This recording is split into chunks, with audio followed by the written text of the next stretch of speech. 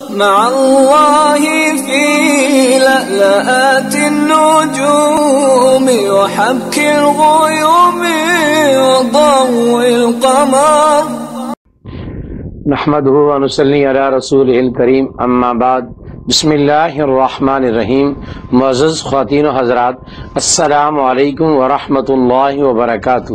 میں آپ کی خدمت میں حاضر ہوں پروگرام سنہری باتوں کے ساتھ، اور آج کی مجلس میں آپ کے سامنے یہ مسئلہ عرض کیا جائے گا کہ جنازے کی امامت کا سب سے زیادہ حقدار کون ہے۔ تو اس حوالے سے ذرا توجہ فرما لیجئے گا کہ جنازے کی امامت کا تو سب سے زیادہ حقدار بادشاہ وقت ہے۔ نبی کریم صلی اللہ علیہ وسلم اپنے دور میں خود جنازے پڑھاتے تھے۔ آپ سرکار جہاں نبی کریم صلی اللہ علیہ وسلم کی حیثیت ایک نبی کی تھی، وہاں نبی کریم صلی اللہ علیہ وسلم کی حیثیت مدینے میں ایک حکمران کی بھی تھی۔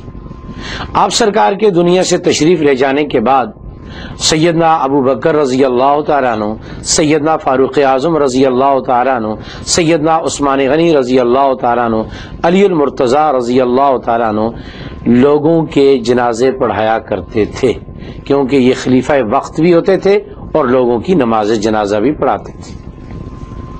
اگر حاکم وقت نہیں ہے تو اس کے بعد دوسرا نمبر ہے قاضی کا، جو آج کل ہمارے زمانے میں جج صاحبان ہیں، یہ جنازے کے حقدار ہیں اگر یہ شریعت کے پابند ہوں اور متبع سنت ہوں۔ اور اگر حاکم وقت بھی نہیں ہے اور قاضی وقت بھی نہیں ہے تو تیسرا نمبر ہے محلے کی مسجد کے امام صاحب کا، کہ امام صاحب محلے کے جو ہیں وہ نماز جنازہ پڑھائیں۔ لیکن اگر امام صاحب کی موجودگی میں ولی جنازہ پڑھائے تو یہ جائز ہے، امام کا پڑھانا مستحب ہے، اور اگر ولی بہتر ہو، تقوی میں طہارت میں امام سے اس کی حیثیت زیادہ ہو تو پھر ولی کا پڑھانا زیادہ بہتر ہے۔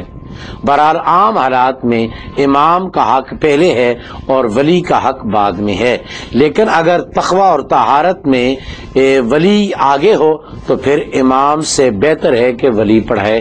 یہ ہے جنازے کی امامت کی ترتیب۔ ذرا توجہ اچھی طریقے سے فرما لیجئے کہ سب سے پہلے تو حاکم وقت ہے، پھر جج یا قاضی ہے، اور تیسرے نمبر پر مسجد کے امام کا نمبر ہے، اور چوتھا نمبر ولی کا ہے۔ اللہ رب العزت کی ذات ہمیں ہر کام میں سنت کی اتباع نصیب فرمائے۔